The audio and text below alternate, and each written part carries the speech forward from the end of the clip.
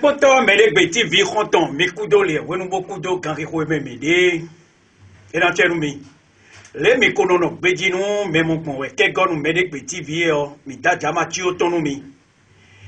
egbe o mi do seku da di male eyin mi no se da binayon pistolet azetoleton kini ogon e ndedo seku ai hon egbe ton me bon mido agbaton sa bodo khoton bodo lo koti ton sa dai ho igbeton me tabi na yo mi kan ko bi o me atokuno o ne mi gare gon mi fonda gbe era che ko acha so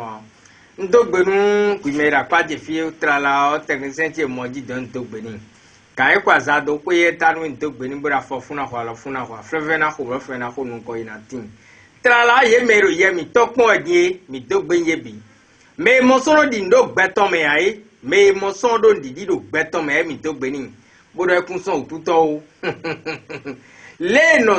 no wanu ni boy alo die no bo dara otuto e we so be adu yan ku ye bo alo me tete gbe ganga kholo bo mi me bi mi ko mo krenga me lu ye pon di mi ko mo krenga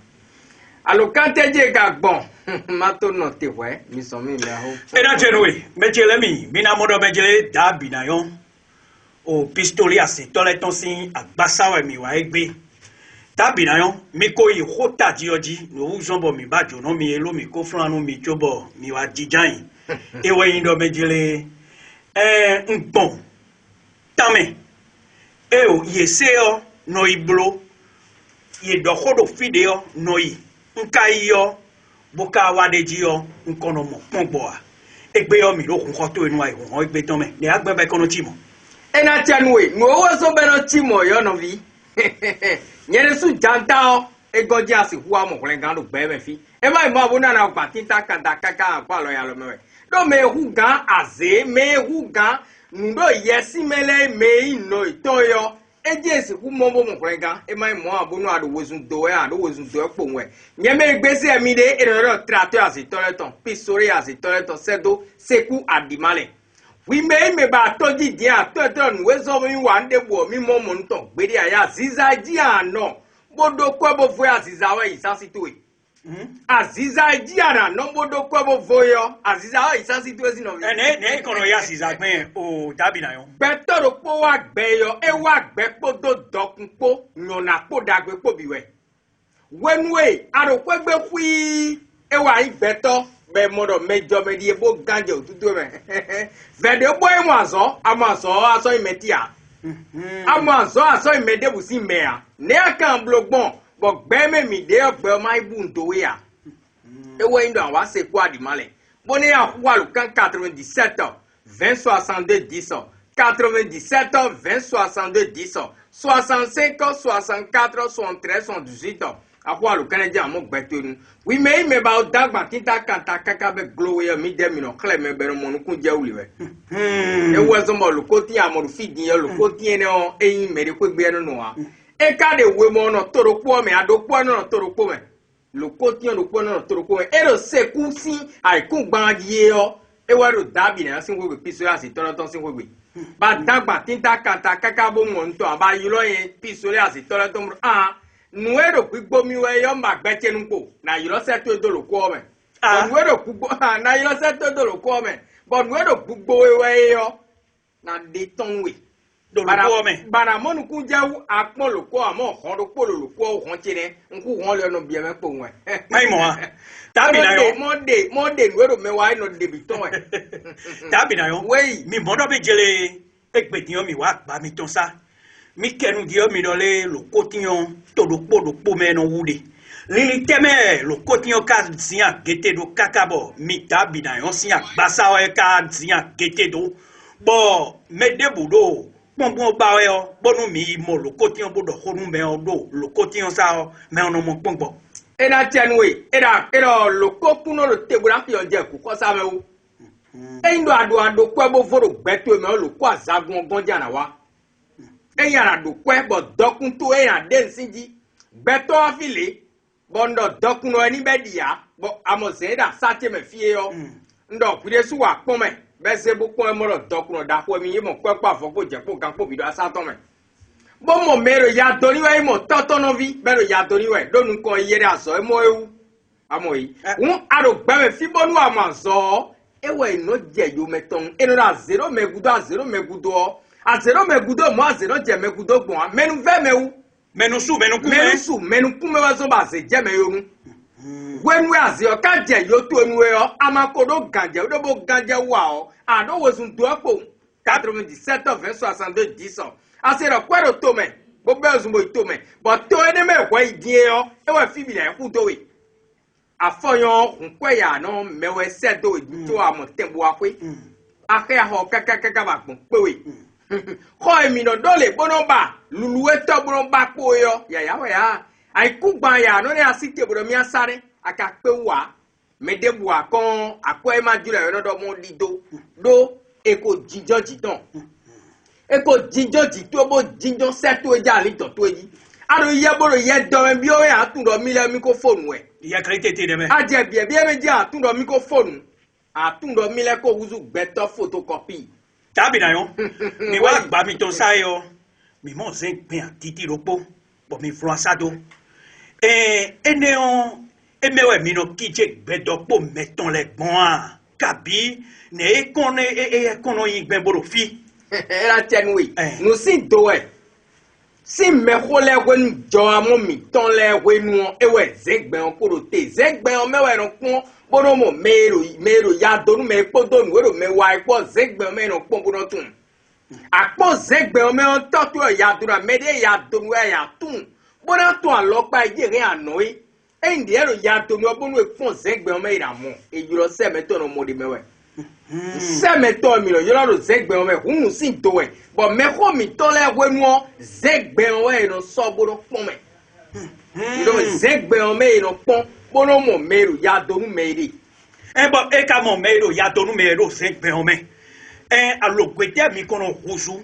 bo meleo ye kawa mi kon bo chite sin se kwa di male fio ye bembe kon kwa lonu mi bo kono ta chamati yo na kabi lo kotiyon we mi penson a kabi o meje san me kon tole wa ye no aje eno aja gbaro mi gan ya ne mi kono de won le wi ye ne otombo e kono je kun pe o je ai sando se ku to ho me fi bona hen bleo mi demi odo tewe ai zan fi debu bona hen bleo mi demi no pe lo kotiyon sa zagun ro fi o eindo we ara to me ara ro pe to gbe fi debu gimbo yiron ko to enu yen o yen bi o fi truro yin amo wi mi o bi o fi ya ko je gbe we ko je sazi me eno afi po wan de mi yiro mi eno gbere deje gbo kakabo mi yiro mi chechede e wo so bo pe do igbe gbodo mi ni wa fi bo wa gba ye e sa mai mo a me nu zoji to e we no so afi lo mi mo gbo kan mi me nu feeding zoji to e gbo e de amo kan me fi ne ya afe no e ya we ya me ko so ali do to so huzu gbo na do yo mi da mi no ya ali do ni o sin bo no so gbo ni o so do te to me sodo ali do e so do karu do mi de no ya ali don sin bo no so gbo so do te to me we akun ero di o yesu ran fona mi de boro yesu an fona ide bo so ro fine kun me da son budo azon budo jewe dimbo wa mi tabi na yon gon di ene o me ne o e kan na mo pon gbodo amo pongo bi ababo gbeto na li do kweto na jinjan ba ko yin kweno me kweto e jinjan ya wafi bo kwa lu kan 97 20 62 10 97 20 62 10 65 64 73 78 mais nous toko blébie mais ma so don de gbeton me ai ewa ime yeno kule do tawo e ime ro kwa ewe no kule do danda me nu ko gble do e abi ewa nkaka ro mo nu to a e me ro to ku do mo fra fo di ro e mi ko wa nu yin pe ewa so lo ko ro pe che gbe si aro se lo ko e ime bi ko gbe no no aro se no glaze no wa nbe no glaze yo e lo ko pe tu egbe we na de ko tu ba ke na si fiana ibo ikule me oga e fi ro pe tu egbe ya di ara iwero mere vogon ya ni aka ayi lo ko ti mere voton gan ya ayi lo ko ti mere voton gan me o ya na gbe o eju abi o finesi un lo ko ti ero pe tu egbe yo e izambo idonde siyan bonu wero fi tro na na we sin ina na khle ton anda we khle ton so po ba aku ho tu abi o ko tu mbo idido po we me yako bla kabi me ko yin kabi me ko yin na we da ye ele ahuzu nawe kabi ele ahuzu nya vibo o nweneje be ja lo do akweton meji o ja lo da joton meji kabi e ja lo da soton me uji o bonu me o ja ko ha mi de no ko tun o te bo nu e mi akan plero ton nu me o yo avec ko yiro mi o le yen re na blogon bara jete san lo ton me mi de mi no blo mi do ijo no jo e ero gbo bo no ma gbo amo gbovle le de gbon ne ero gbo no ma mo ai no amo gbovle we e ga mo gbovle mi de we no so be no mo gbovle pisole ase tole to so no mo gbovle wi me ro to di magbo me ari e o ko to nu ari fi de bu ari gan wo kai to kudo ari odo mi ja we se kwa di male aso no kwa kana ku ya toru o akwe ba amoro mi ado wa jo na yo ko de we to ajo de ni akwa voya no to ko awo kwere mi gbe da situi adun de be ya no aho nde bodu de me awo kwere mi gbe da sinui abi an sunu bo kwedion asono fo de bua agbojena kujo keta to no fa agboro gbe keta to si fa aro mo mi edimbo mo ro mi ro ye omo e amonu ejujo ali do to eji nu ejujo gbeje to eji bara sike to gbe ro kloyo ndegbe gan ko lo bodo angel ti e bi ni sike bo kunu inu fo bonu ke toro ya to mi e bi ni bi awon ito me bo ni so army ke tore ya to mo bi ku no bi awon ito yin awon ito me so ayo si bo mi je no gbo yen no le ko na po nwe ndo gbo no ma gbo awon gbovle lere gbon 97 20 62 10 65 64 73 68 ele wa bo egun odi yo e wa bo no dia ngba tita kanta ka be glo ngene no eno pacha mi e kwa no se be no pacha mi no abo be no dia o setwe po wi po agbe alido eji azonbo agbe alido ene o e no mi no le ko si ke bo yiyo we so si do fo gbedegbe to me awa do pesa to me ha aro yiwo wi do pono yiwe ya aro yiwo yi don fo do we gatko wo yin me ye de ko tun no jire mile denu nu egbelewe de no kudo to mo yiwe wo we do kudo to bo yiwe yo aro yiye bo nkwe aya de yo ye de ko no iko si mesi kabi e ajo ni wa de yo e ko isasi to we abi nu agbe ayan ye ko no yi nu na blo produce so nu abi nu so nu yo ye ko isasi to aja ko we wo na zero ya ba ko do ye nu agbe ma di ko no ade de bo o mblo so mbla bide e blo sin de nu mi bon zei e na mi aro ke de bon san yo de buda so wa fi enu no be sin ere amo vono ya no din ba bi o pe ton gbe ya mo ka pe ton gbe ya enjoro ton ha e ko dijo hon to gbo ton ta e ko dijo hon to gbo ton ta gbogbo tun lo njile me de kuna bi o pe o me de mla ba se to pe me on din mo le ko ba fo yo anovito eta won wa ganje e wo so ba mo novite un hon amo novito ni un sinu e chobonu anu si on no di kasi novi akun mi e gandigi amo novito e bonu un sinu un hon wa di kasi don tell wenu ado kwele yo novito yo nto ko tu ton fewe wenu aje kwa mojile yo novito nto ko tu ton fewe wenu amo meton su e wenu amo zole be se do novi mi tole yo wa zole yo e mo zole yo nto ko je me o veji ko we le na gbombo sin toto e le na gbombo dogbo ede le na gbombo chepe ton e le na gbombo chepe bo ton yo e je ha to kadi think ba we bai mo enya wa se kwa di male o mi de mi no gben me we vlapo me lo nde lo wewe a de ka check plibo to ko be bo nde machine de apoku awaku bo de so e je ka ganji ne bi kwino yaya o tabi na yon bi kwino yaya wa ya pere gbo bonu e maka yaya bonu e wa mi je kan me ona chite le bo apoto na chite alo ton chite ajawe o ken balon do jiton bo e kan fon do jiton devo ne ene a to en to lo meje nu ya zagun lo ko bo ya ze be yi goton le bo ido ko na e don fon chite Asanto même il vit Nous bien c'est bien. Quoi doit des filles bien essayer. Quoi doit des filles de métier laisser. Il me dit non c'est tout ben il voulait me galer il fait beaucoup de c'est ouais. Ouais ma tout moi mais aussi c'est ouais. Agwe fille bien il n'a rien d'obi mi ba en les dabi na yon de te gagner bon. Mais ka kla bon mais ne ka cambio somo. Il a là. Il a rien cambio puis des sous.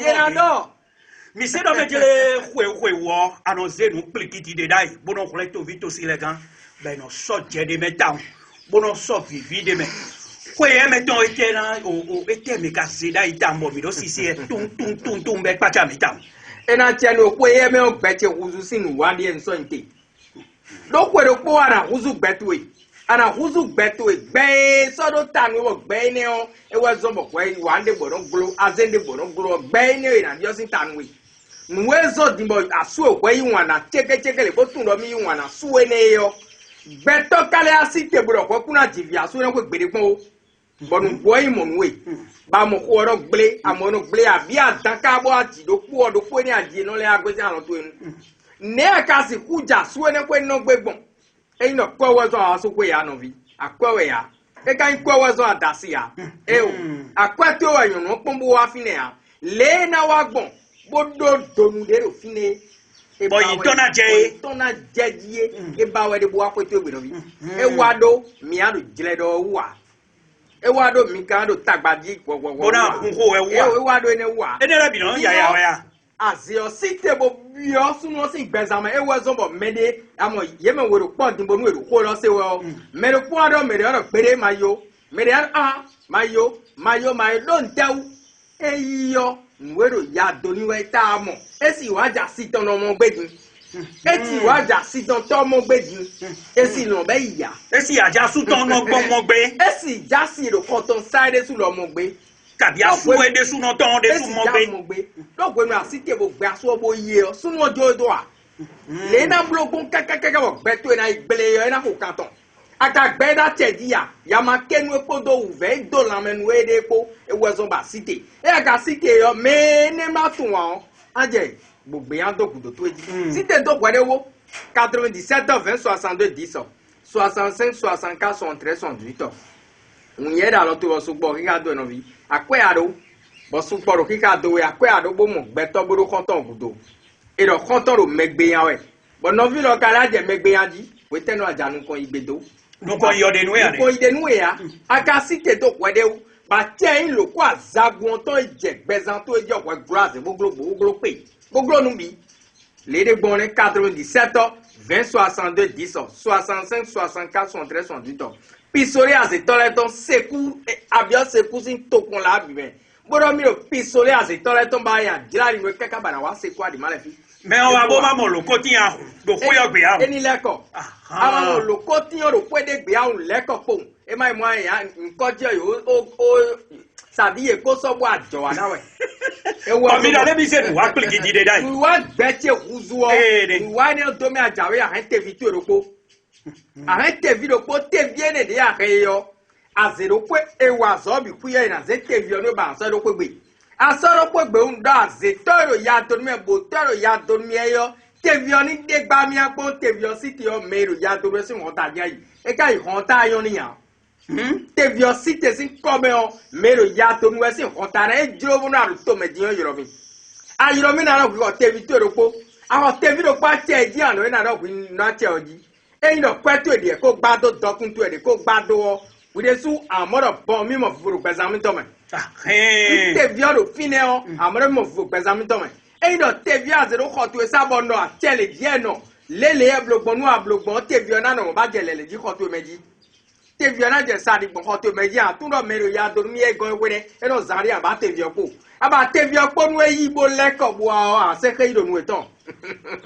on te vi o e bo nu wa pli gidi ene o e na so te vi o do ko me ne me te vi o na no ko to me dandan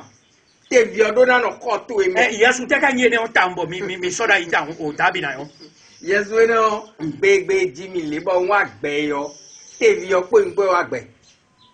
e jimi lebo nwa agbe le yo ayon gbe ton te vi e mo ra pati be kam e pata dai jimi e bero an barabra fole mi ku mo mi agbe ko kan dia nous le TV meilleur nous le donne meilleur à dibaro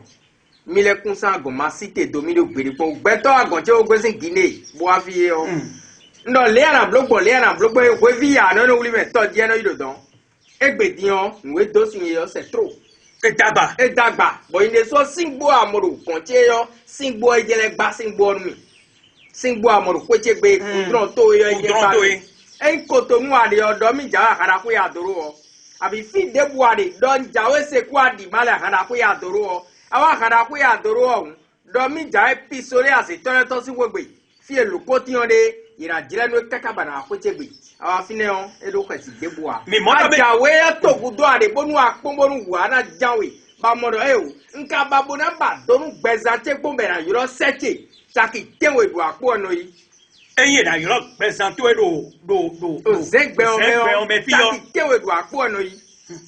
taki tewe du akpo no ya yoro setu ya lindo to na yoro zegbe o me ai photocopy na ro photocopy ai egbe to no photocopy ya egbe to photocopy do je u ai photocopy yo e no je ye don bi oji ai photocopy yo no ja so ba poji azo e kon were so ai din yo anale ai mo mere fu be ko ya so e no san situ a déposer dossier ka gonya pe wi photocopy ai ne ai photocopy bonu ale nde bonu ne gro jina gro wa a phone we aba gbe to nu ko 97 2062 10 numéro de WhatsApp jene 97 2062 10 ndo numéro de WhatsApp jene ndo 97 2062 10